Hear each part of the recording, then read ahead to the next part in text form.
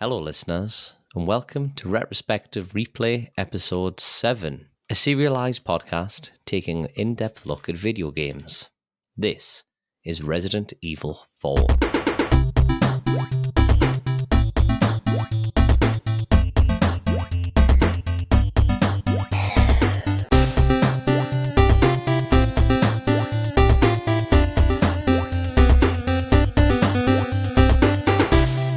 My name is Ian, and with me tonight is Michael. Hello, Michael. Hello, Ian. Do you know what I've just realised? What? Season 4 is Resident Evil 4. Yeah? It's like it was planned. We planned it. It's like we planned it, yeah. Yeah, it's all connected. It's all connected. So, for people that might be new, I just want to say what we are. Where have you been? Yeah, where have you been? If you're catching us mid-season, it's a bit weird, but if you are just catching this on the off chance, you know, we are a audiobook podcast, really, that goes through video games, I suppose. I suppose that's how we say it. We go through an audio book. Well, audiobook style, let's call it. Yeah. Audiobook style podcast. We go through the plot of the game. We mix in the music. We mix in some sound effects, sometimes some funny sound effects, and try to be in-depth as we can. So there's lots of spoilers for if you haven't played these games before, a lot of spoilers. But now that you've said that we're an audiobook style, now it gets me thinking, where are people listening to us? Because, you know, people listen to audiobooks and stuff in all kinds of weird and wonderful places. If you do listen to us in a weird and wonderful place, put it on Twitter.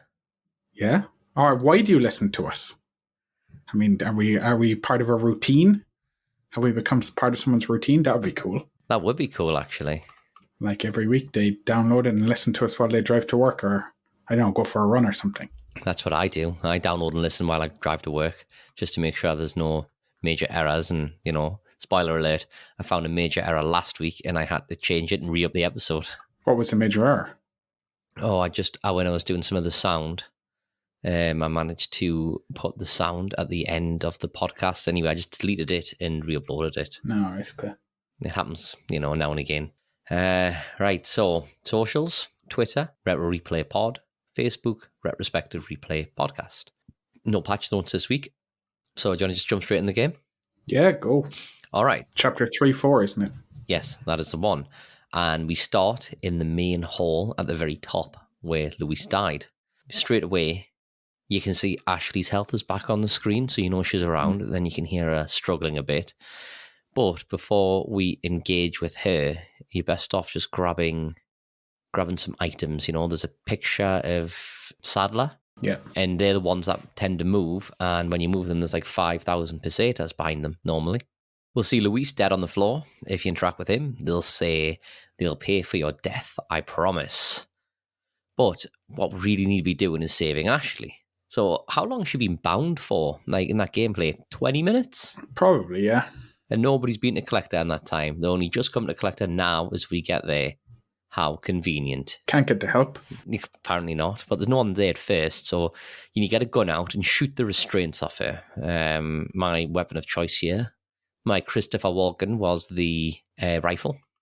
Yeah, I used a rifle with the scope. I'm not sure what the difference is without a scope, though, because mine has a scope on it. Yeah, well, you can just zoom in more. Can you zoom in more? Because, man, I'm zooming pretty far anyway. I'm going to have to buy one just to have a look.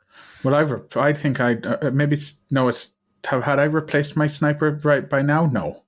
You must have, because I've got the auto rifle. I'm not sure if I got the auto rifle at this point. I think I might have got it afterwards. Really? Okay. Maybe I did. I can't remember now. But you have to shoot all three restraints, and when you do, she kind of lunges forward, and she says, talk about a near-death experience. But then a lot of cultists start to come into the room, and the music called Sweat starts to play. So Leon shouts at Ashley to get out of there. But the cultists then basically charge Ashley, don't they? And they try to pick her up and try to take her away. The thing to say is that Leon's on a platform high up, isn't he? Did you say that? Yeah. So you can't get down to her. So she's down. How high up would it be, would you say? 50 to 60 feet. Yeah. So you can't jump down. And then she's down below. And then you're basically trying to pick people off from on top of a platform. And then every time they pick her up, you shoot a cultist in the legs and he drops her. But, like, he's got her over the shoulder and then drops onto a marble floor. She could very easily just crack her head open and die. Yeah, I went for headshots on the cultists because I was feeling... yeah, I didn't hit her though, so that was good. So when you take out a few, there wasn't too many, you take them out, and she runs for a door, tries to open the door, and she says she can't get it open because it's locked. The door's locked, I can't open it! And then more cultists appear, and again they'll try and take her, but this time there's a red guy with something shining around his neck. And when you take him down, he drops a key, which Ashley can pick up, but you still have to take everyone down. With the second lot of cultists, it was some crossbow guys came out as well and started shooting back at me. With everyone dead and the red cultist down, Ashley grabs the key and runs over to the door that she tried before, and then opens it and goes through. The game then loads, and when it re-emerges, we are Ashley. We are in control of Ashley. This kind of reminds me a bit of, when you play in Metal Gear Solid 2, when you start off as Snake and then you play as Raiden. The start of Metal Gear Solid 2 is phenomenal. Oh yeah.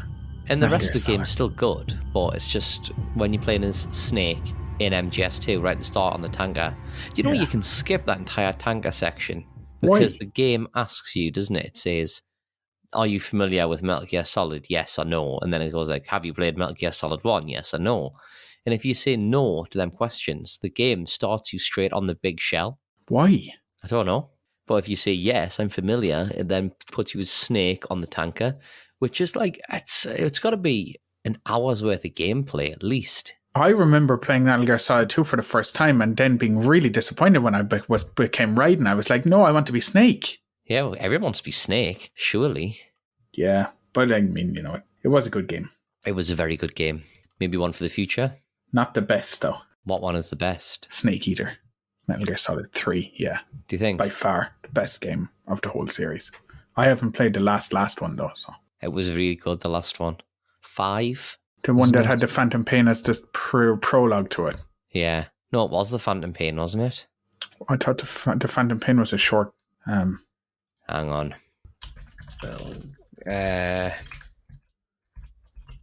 Solid games. What do I have?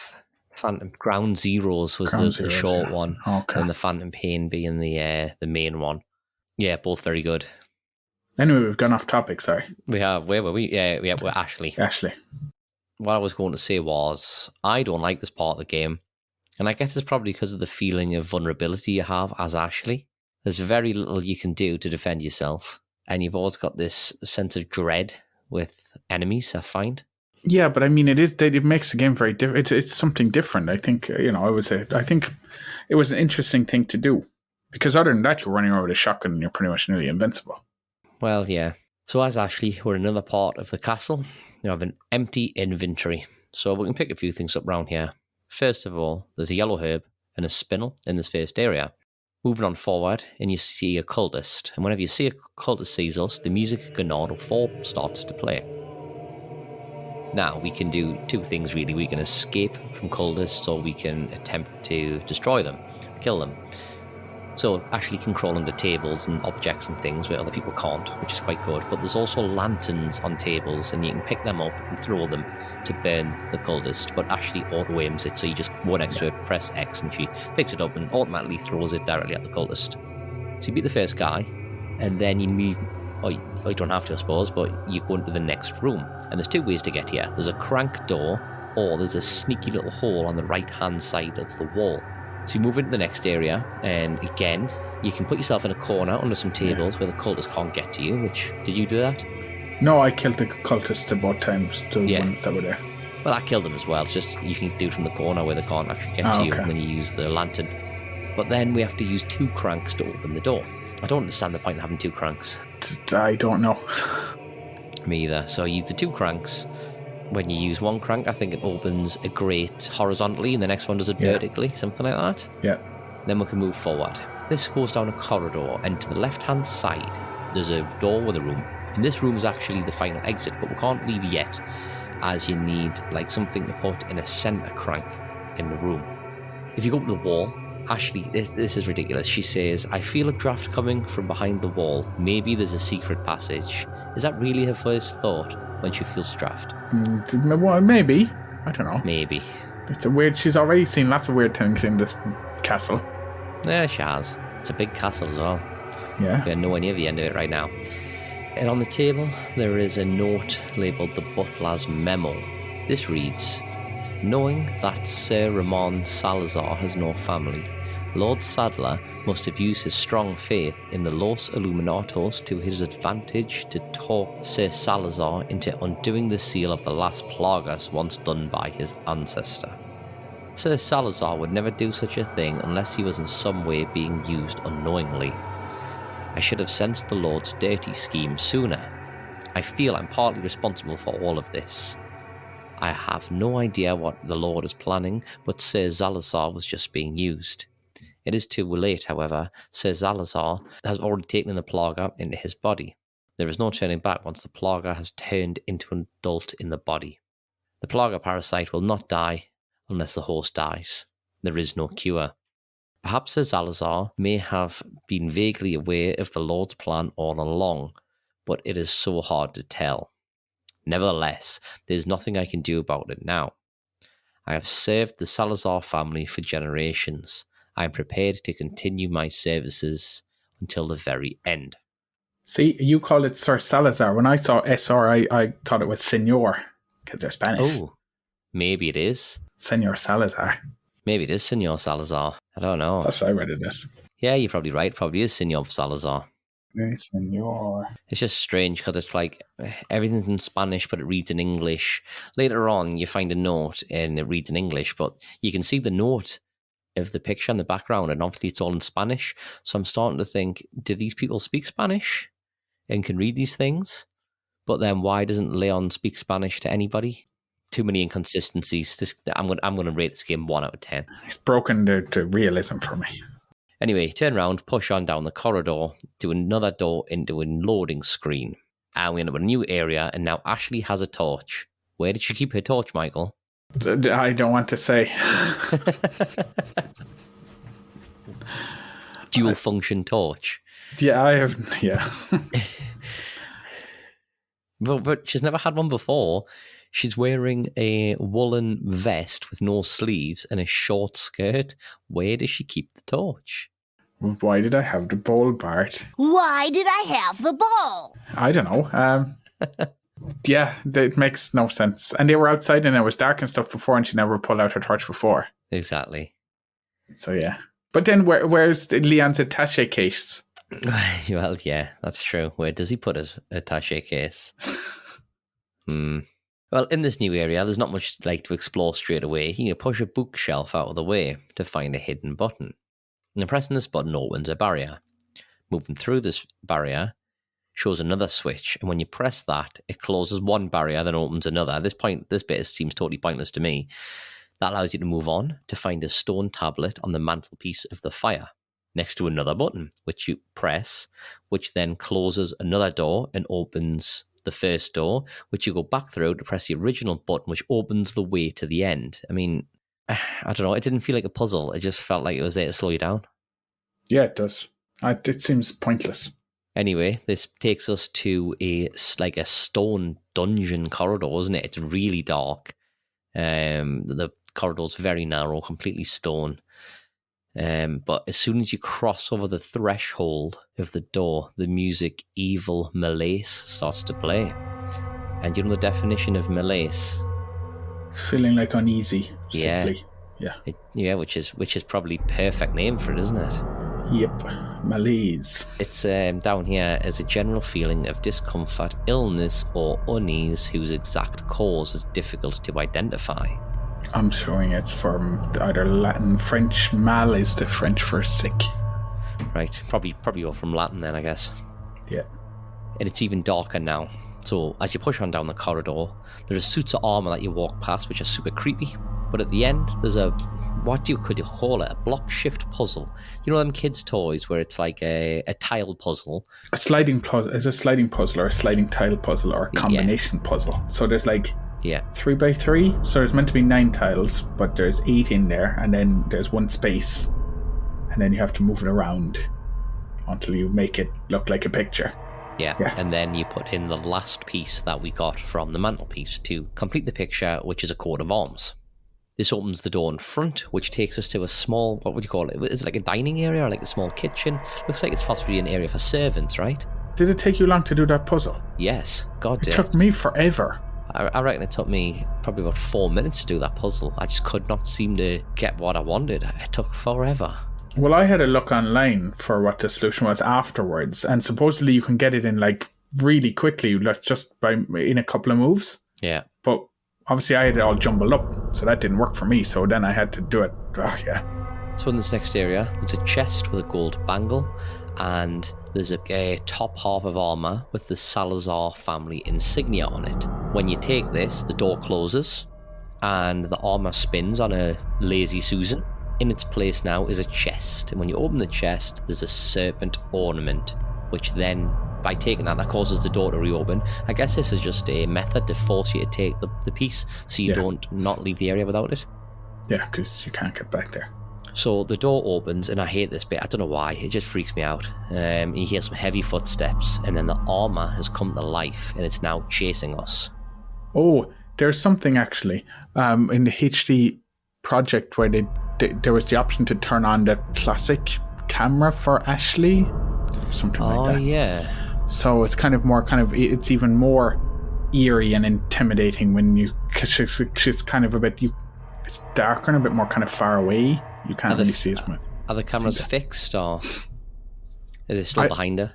It's still behind her, I think. Right. I think you were saying it's more like the classic Resident Evil. Right. Oh, I'm going to try and track that out. But yeah, you know exactly what's going to happen as soon as you saw those suits of armor. Oh yeah. So the armor's then chasing us, and it's got a huge axe. It didn't get near me because you're a lot faster than it anyway. Oh yeah, I just ran. I didn't look behind me. I just ran and went. Yeah. And as you run and leave, the other armor that we'd run past originally has now positioned itself with the weapons above its head ready to strike. And whenever you go past it, it's a QTE, which allows you to dodge, and the armor lunges forward, attempts to hit us, but it hits the ground when we dodge and destroys itself. It disintegrates. So you run out there as fast as you can till you hit the loading door, just so you can make sure you've escaped that other piece of armor that's trying to attack us. There's not many enemies in this game that open doors, is there, really? No. The only thing that it's a lot later, which I'll talk about 2 weeks' time, are them regenerator guys. Oh, yeah, you can't get away from them, yeah. Oh, they're horrible. They're worse than the armor. So you run back to that door with the secret area, put the insignia into the middle crank, and turn it, which moves the wall to reveal a large ladder going up. So you climb the ladder, and there's nothing more than just a few long corridors, which takes us to the end. Where a door is and where Leon is. As the door opens, we immediately go into a cutscene where Ashley runs to Leon and gives him a big hug. And Leon says he did it. And then Ashley goes to apologize, saying, "Sorry if I was." Leon cuts her off and says, "Don't worry about it. Come on, let's move on." So they made up. They made up. That's end of chapter. So that was a short chapter.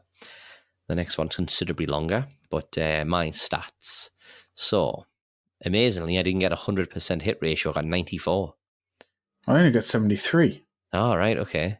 I thought I'd get 100. You should get 100% because I threw one of the lanterns when a guy was running and it didn't hit him direct. And I thought, I wonder if that's why.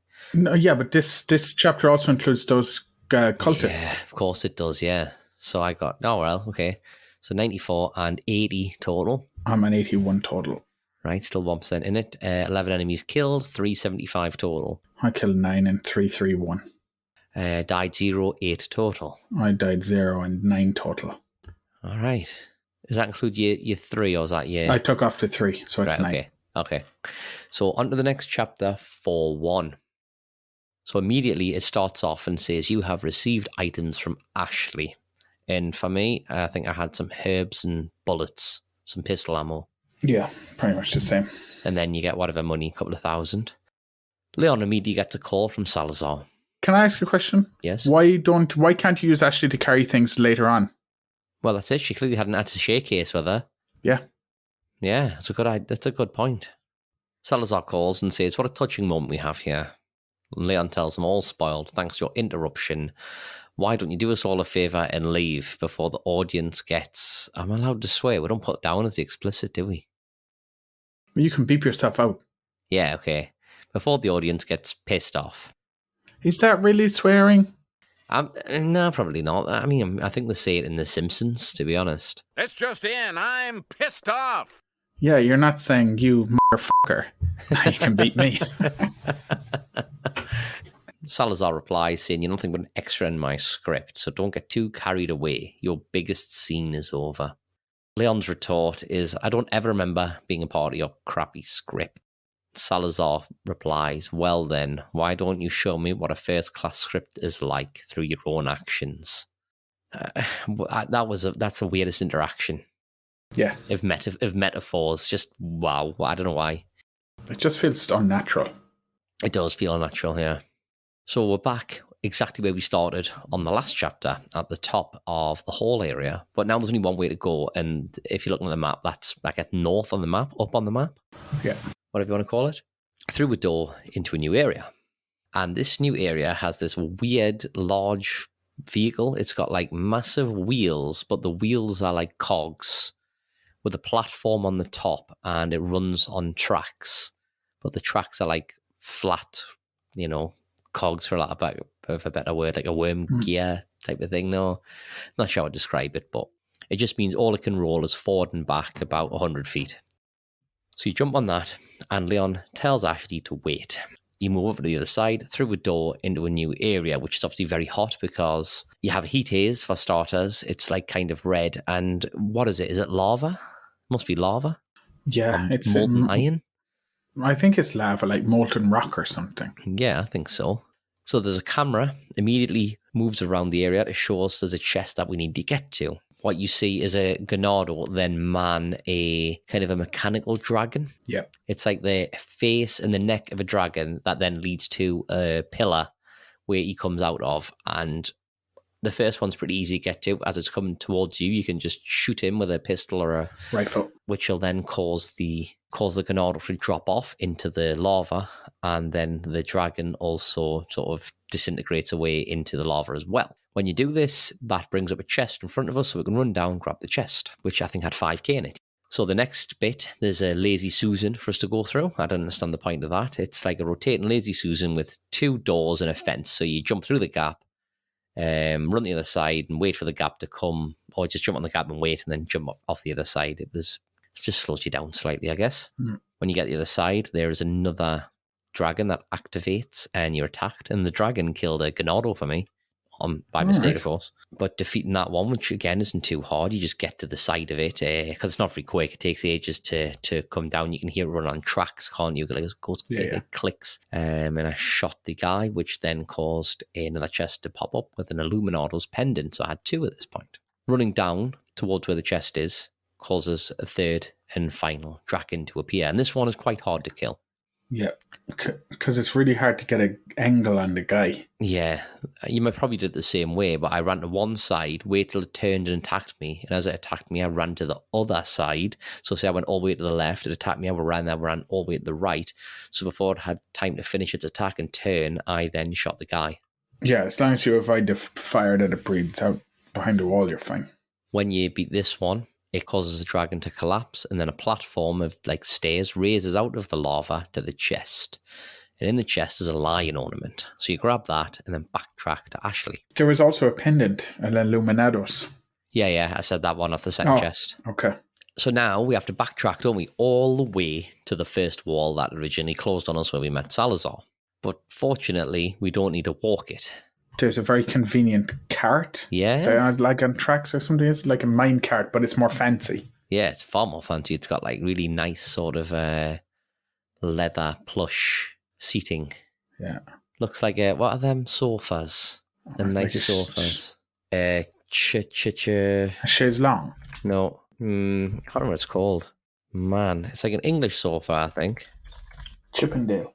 No. Hang on. See if I can find it. Sectional. Chesterfield. Okay.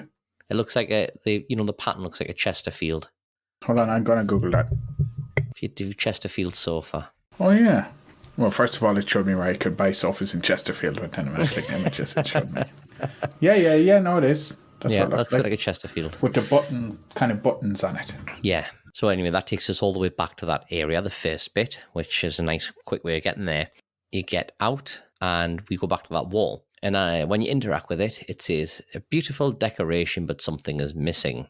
And then you have to put in the item, and then the first one, and it goes, it is still not complete. And you'll click on it again, put another item, and it goes, it is still not complete. Then you got to put it again and another item, and it feels like you rinse and repeat this, but eventually it opens up. But actually, in this case, it goes down over on itself and allows us to go through. Then in the next room, there's a stairway to the right, which actually just leads up to the balcony that Salazar was originally at, which I thought was quite a nice little touch. Yeah. He didn't just walk off down some random thing that didn't exist. It was like, you could actually interact with it. And here there was a Sadler painting. When you were interacting with that, and you got 5k out of it. Otherwise, nothing else. It's good to give you all that free money. Yeah. So if you go through the next door at the bottom of them stairs, it takes us to another minecart, which brings us to the top of the castle. Again, there's another painting in there that gives us 5k.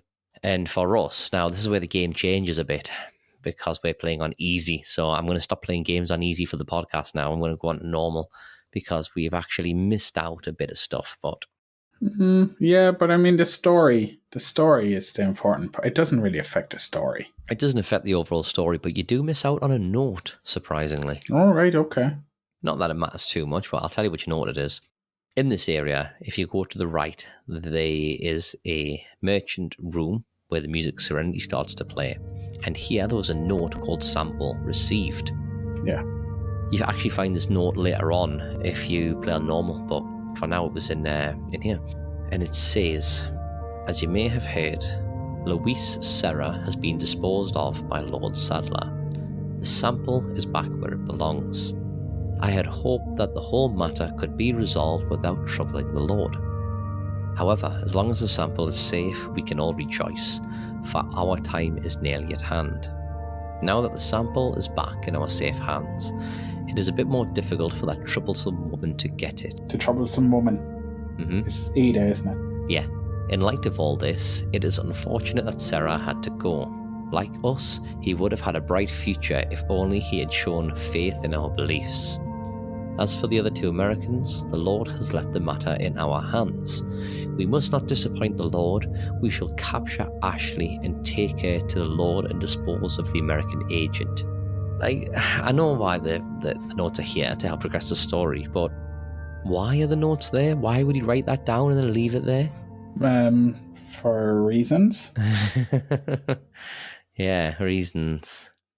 Yeah, I don't know. I don't. I mean, but you just kind of have to put away your sense of, I don't know. Well, anyway. So at this point, I spoke with the merchant. Welcome. I upgraded my gun a bit. What are you buying? And then I sold a few items. What are you selling? I think I might have attempted the next gun game, because you can hear.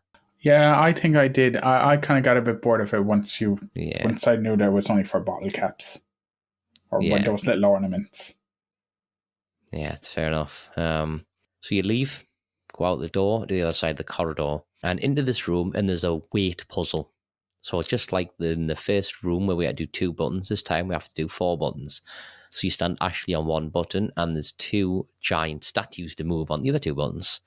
Then the final button, we stand on it as Leon, which opens the door. And in the next room, Salazar's waiting for us. And he says, I think you've lived long enough. Let's see if you can survive this time. And then the ceiling starts to drop down, and it's got spikes on as it descends. Yep. Ashley shouts no, and Salazar laughs like a maniac and runs out the room. So here, did you figure out the trick straight away or not? Yeah, I saw the lights on the roof and shot them. Right, because if you're not fast enough, like me, Ashley then says, hey, look, there's some stuff on the roof. So you just shoot out these 4 lights, I guess, and stops the ceiling from falling down. Yeah. So I think the door's closed and there's only one way forward, so we continue, and it's not long before something else happens, as Ashley and Leon are moving through a corridor into a next room. Some grates drop down the door, and Ashley is blocked off from Leon. Then this kind of tunnel digger thing starts up, doesn't it? Yeah. And starts to come down slowly, and it's going to pin Ashley to the grate, well, or probably slice it to bits. So all you have to do is get a gun out and shoot the 2 Ganados, but it's got it's like a tunnel digger. It's got like a big spinning cone on. It's kind of like in the Teenage Mutant Ninja Turtles when they have that thing that borrows that. Was that in the Teenage Mutant Ninja Turtles? Didn't they have a thing for getting away? That the shredder in them that would burrow down into the ground and had kind of a nose on it like that? Maybe. If you've seen The Incredibles 2, the miner, or whatever he's called, the underminer, he has like a giant one, doesn't he? Teenage Mutant Ninja Turtles Shredder vehicle. Yeah, okay. That's it. So I'm not sure what it's called. The transport module, apparently. Yeah, that's what it's like. The problem with me here is you say you take out a gun and shoot them. I got actually killed here. Right. Because what I did is I was like, oh, I have a rocket launcher. Okay. That didn't stop them. I hit them with the rocket launcher. Nope. Man. I aimed for the vehicle itself, and it just didn't seem to do anything. Right. And then they just plowed on into her. Oh, man. I think they might have killed me as well. Right. Or did I move? I can't remember. You had to reload. Well, you'll find out on the deaths, on your stats. Once you kill the two guys, the vehicle still comes at you, but the door then opens when they're dead and she runs in. And then in this room, there's a bit of stuff. There's a chess set and a Queen's Grail. So now we have to leave this area, but before we continue, if we weren't playing on easy, you could go right from where the merchant is. And this takes you into a room where you pick up the King's Grail. And then all it is, it's like a demi-boss fight where there's loads of them suits of armor come to life and start attacking you. And what you do is you shoot them in the head, and the reason they're alive is because there's Last Plaga inside, of course. And then the Last Plaga comes out and you have to kill them. Then you just leave and you go back to where we are. So this comes to another corridor with some cultists at the end. And as long as you don't get too close, they won't attack you straight away. So I think I pulled out my rifle and started shooting. Just started blasting. I started blasting. Bang! Bang! Just started blasting, yeah. You kill all the Ganardus and Savior through another door, which then takes us to a very similar looking corridor where the room, the windows are looking outside, the wind is blowing, the crickets are chirping, and there's a door in front. If you jump over the wall this time, you couldn't in the previous one, but you can on this, you go up a ladder and you get a butterfly lamp, which you can put them novelistis eyes in, the bug eyes in. Jump back down, and the next door doesn't require any keys. That's handy. So as you move through, there's a giant thing in a large hall. It's a dance hall, actually, apparently. How would you describe it hanging from the ceiling? It's like a chrysalis or something. Yeah, that's a good one. A chrysalis. Giant chrysalis, but it's massive. And then as we pass under it, a cutscene starts, and we see that from the eyes of a flying bug, everything's a bit red. It's got a red tint on it. And it swoops down and grabs Ashley and takes off. Leon shouts at Ashley, and then more bugs start surrounding him, and he says, great, more of them. So the bugs attack us, and they not only drop green eyes, but they also drop blue and red eyes, which I think we were talking about just last week before. Yep. Which go into the butterfly lamp, so you can fit the butterfly lamp with red, green, and blue eyes. So we need to try and escape. If you continue running around, you find a lever to pull. And when you pull this lever, it causes a drawbridge to drop down. But this drawbridge is being held up to the wall with some chains. So you shoot the chains, and that causes it to drop, allowing us to get through. But that chrysalis, you can actually shoot it and it blows up. Oh, I did not know that. I just kept away from it. Yeah, and it drops loads of green, loads of eyes, red, green, and blue eyes, like about 10 of them. Oh, I did not know that. Nor did I. How did you find that out? I was looking at a YouTube video to get the extra bits that we had missed. And then I saw that, and I was like, oh. Okay. So through the next door, where the drawbridge was, is a merchant. So you can buy and sell things if you need to. I don't think I did anything with him, to be honest. No, I don't think I did either. As we move forward, Salazar calls and says, I wonder if you can see me, Mr. Kennedy. Leon replies, telling her, if you scratch her, I'll break your bones. But Salazar tells him to wait to see if he can make it that far, and he'll be waiting for him. Then from where he is, Leon gets his binoculars out and sees Salazar with Ashley walking next to him, being led inside the watchman's hallway. So on the next area, it's easy for us because it's actually, we're playing on easy, so we've actually missed some of the game. But on normal, what happens is some catapults attack and the music of death from above starts to play. Okay. You have to go over the first bridge, which we did, but then you need to go into the clock tower. In this clock tower, there's lots of gears, but they're all got like wooden blocks jamming them up. So you have to shoot the wooden blocks, work your way all the way to the top, and pull a lever. So it doesn't seem that hard, but it's cut out for some reason. However, there was a note here that I didn't find anywhere else called ritual preparation. Did you read that one? No, because I didn't get the note. Yeah, but the other note, like I'm saying, the previous note was actually in the other place, but they moved it to the merchant. So I don't know where this is on easy, if it's anywhere. But anyway, this goes on to say, thanks to the efforts of the Navistadors, we have been able to recapture Ashley. You know, this happened, not even 5 minutes ago. So did it happen? And he wrote this note out very quickly when he was in the tower, putting the wooden blocks there to leave it there for Leon. That's just ridiculous.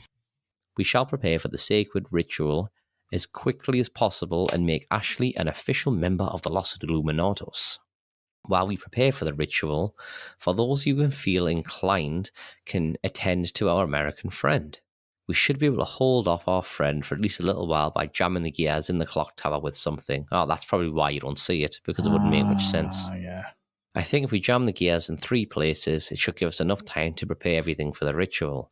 Now go and entertain our American tourist. So actually, this looks like a memo, doesn't it, for the guys? Yeah. For the cultists.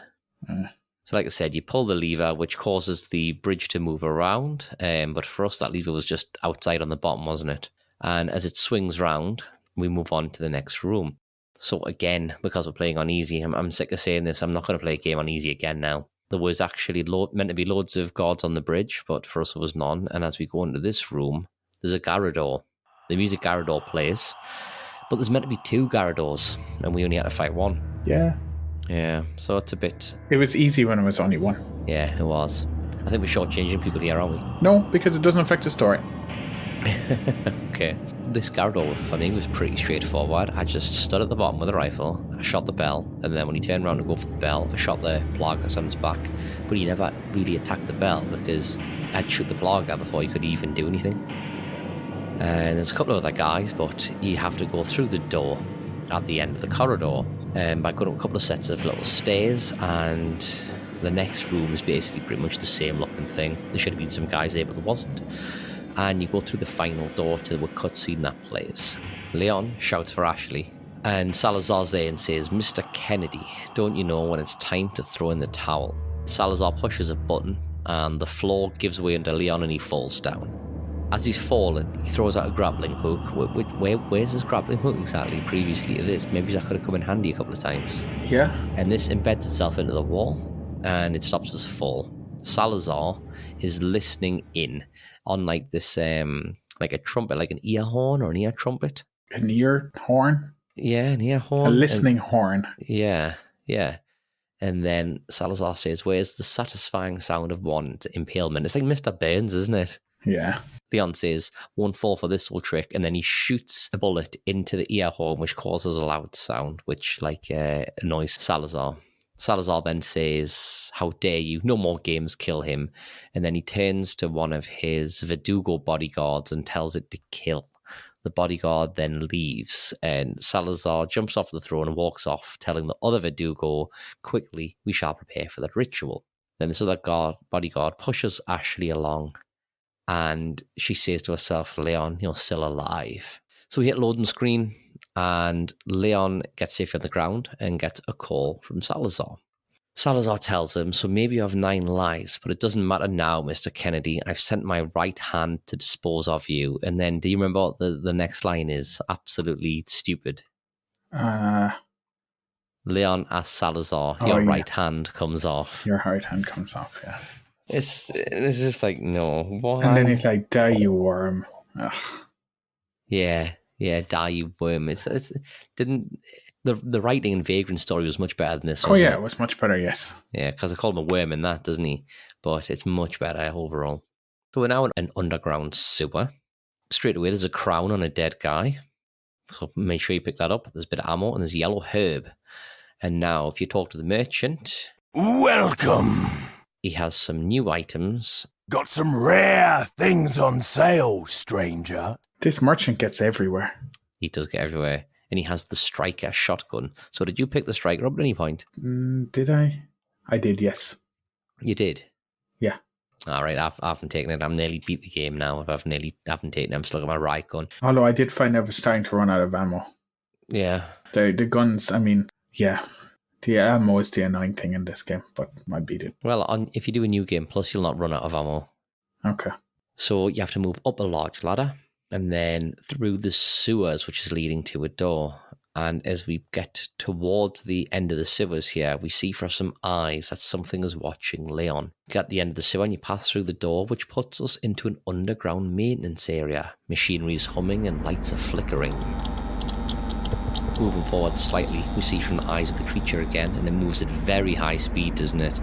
And it hits the door. And if you turn around and look at the door's all bashed in and you can't open it again. It's kind of like Predator. It is, yeah. At the end of this area is a control room where we need to go to get the power onto the elevator again. And as we do, as we walk towards the control room, we get some QTEs, and we're getting attacked now by an unknown entity. But we're only getting attacked by the tail. And did the tail remind you of the alien from Aliens? Yeah. This Aliens. Big spiky tail comes down through the roof. Yeah, the xenomorph from Alien, I should say. As we start getting attacked, the music Cold Sweat starts to play. We get into the control room and find a unit, and pulling this lever causes the door to lock, and a message says, please wait 3 minutes for the elevator to arrive. The boss then drops down and attacks us, and it does look like the alien, the xenomorph, I think. Yeah, it does. But there's a game called Killer 7, which was another Capcom game, which, as you know, there's a Magnum in the game called Killer 7, and this enemy, this boss, looks like an enemy out of Killer 7. So you just copied and pasted it? I think it was just more of like a... Is it part of the same universe?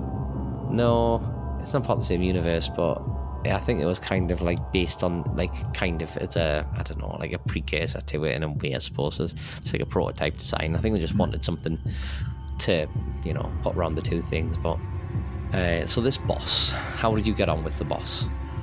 I think I died once, but after that, so you need to knock over canisters of liquid nitrogen to freeze him. Mm-hmm. And then you can shoot him once you do that. Then you can shoot him. Otherwise, he's bulletproof, basically.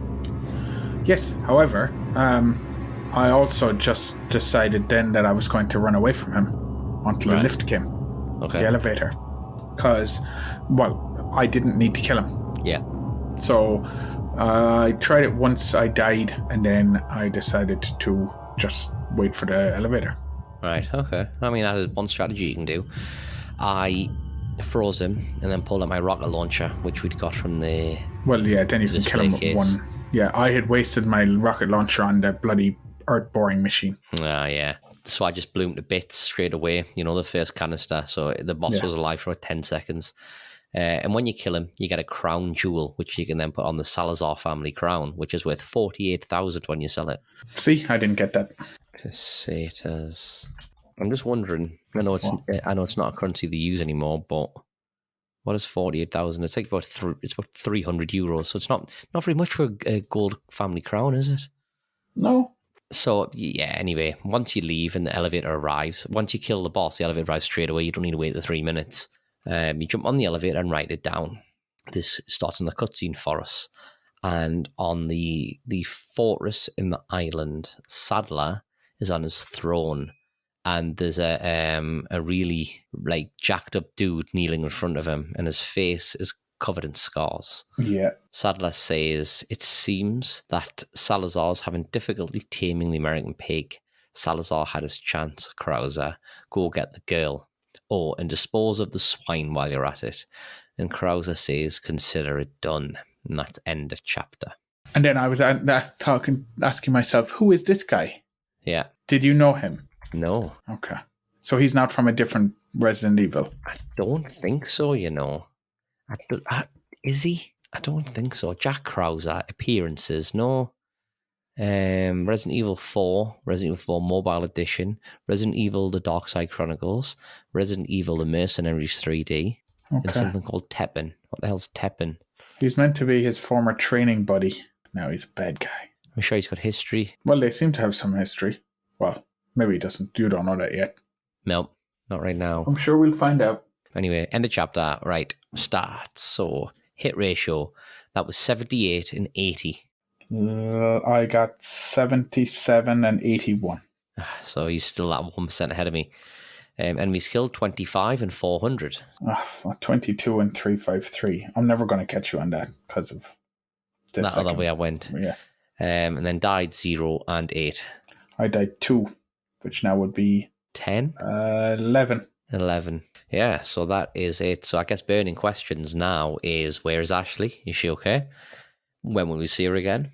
Who is Krauser? Who is Krauser? Although we kind of just answered that, but still, in terms of the story, we don't know. Where is Ada? Yeah, where is Ada? What's it all about? To this point, I mean, overall, you enjoyed the game. So by this point, I mean, was it roughly this point when you thought, I'm really enjoying this, I'm just going to play the rest of the game? Well, it was at this point where I was thinking, I'm really enjoying this, I'm just going to play the rest of the game. I'm near the end now. Right, okay. And then you're about 5 hours away from the end. Yeah. But yeah. Then I kept going and I was like, yeah, I'll find out what happens. Mm-hmm. No, it's a good game. Yeah, good. Right, so have you prepared anything tonight? I was going to say, yes, it's against the law in Haiti to turn somebody into a zombie.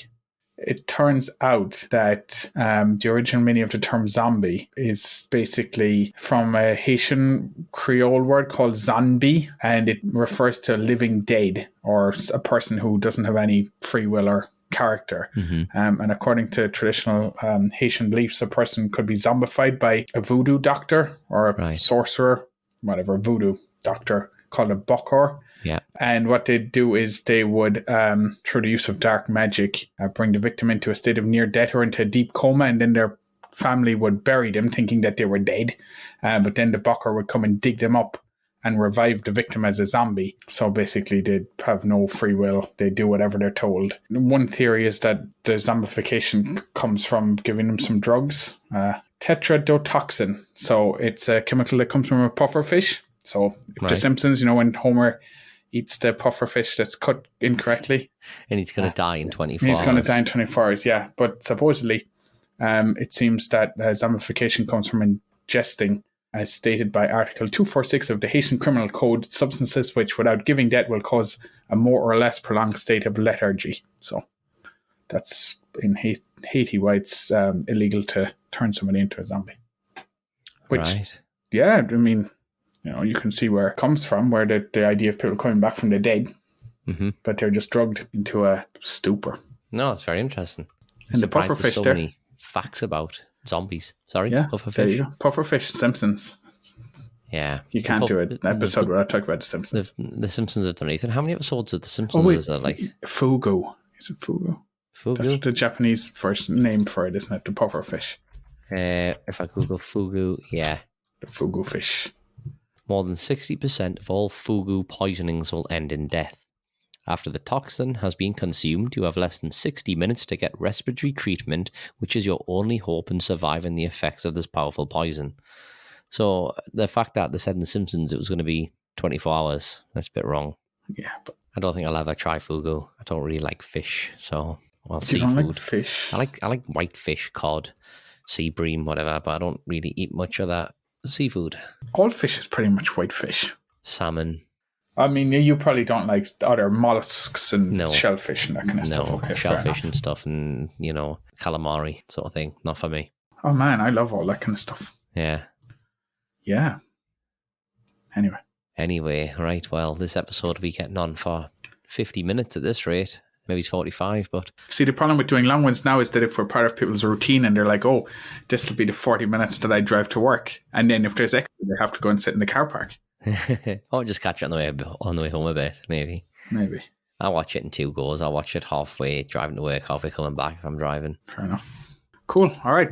Good night. Nice. Okay, well, yeah. Thank you very much for listening once again. We'll speak to you next week. Good night.